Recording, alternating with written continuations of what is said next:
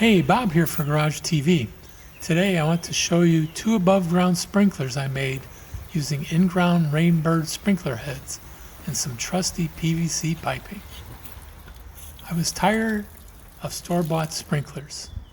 They push out too much water with poor results and usually break within a few years.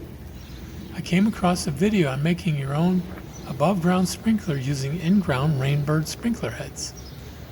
My intent today is not a DIY video, but instead give you an overview of the two sprinklers that I made. One's got a single head and the other has two for a larger watering area.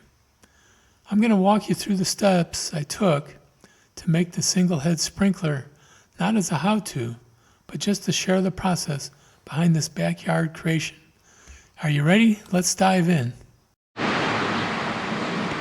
Okay, I go digging for the packaging, and as you can see there's this orange flush valve, and then here's the actual valves in the packaging. It helps to read sometimes the instructions beforehand, and so there's 4 valves in there. I bought a 4-pack of these because I want to make a smaller one.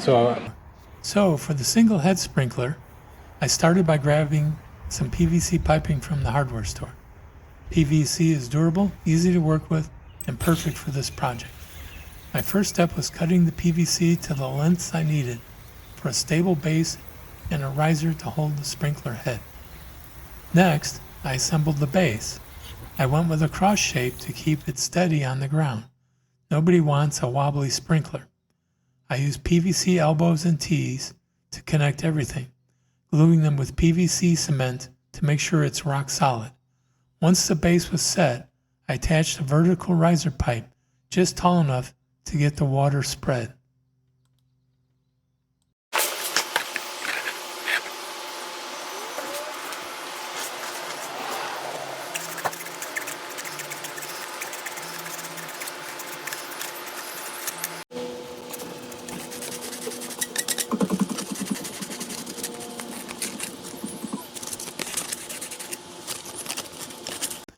Next, piece the sprinkler system together to your design.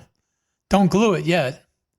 This step is to ensure our design looks good and not missing any pieces.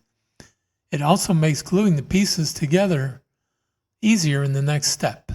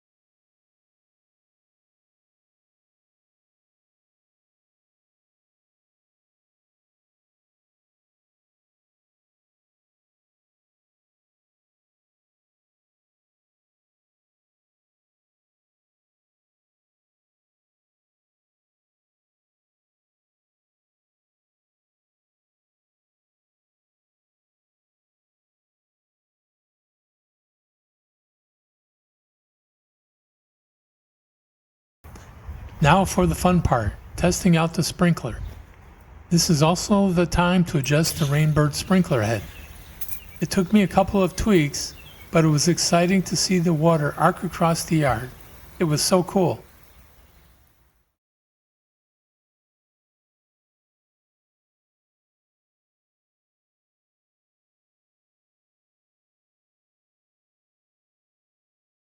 And I thought it was pretty interesting. So I'm going to go ahead and take it apart and show you. So first of all, I bought two 10-foot sections of PVC. And the 10-foot section I've kept in whole. And then after that, I cut up the other 10-foot section.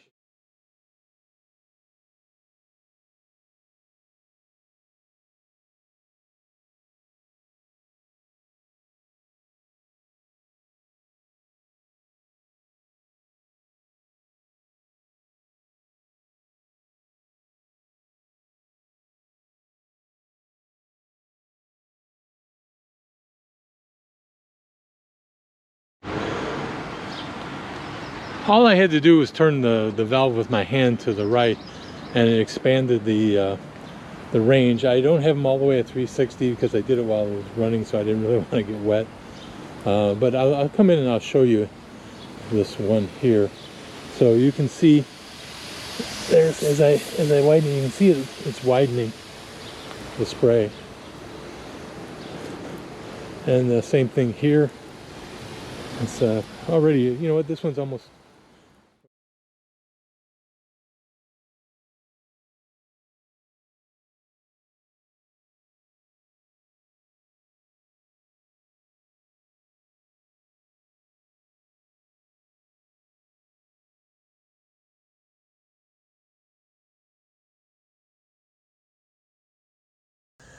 Hey everybody, it's Bob from Garage TV. I'm here on the year of August 2025, and the sprinklers, I built them 4 years ago. I just want to show you they're still going. Down further is the single head sprinkler, and here I have the 2-head sprinkler. They work great. They are very durable if you take care of them. And the single head sprinkler I just put in the garage in the winter. The 2-head sprinkler, I take the Rainbird heads off, and I put a piece of tape over the risers. And then I also put a piece of tape over where the hose goes. And then in the spring, I just take them off, put a little Teflon on, and screw the Rainbird sprinkler heads back on. Well, that's my project I did 4 years ago, and I just want to show you that they're still going, and they work great. Much better than those store-bought sprinklers, that's for sure. Well, until my next episode, take care.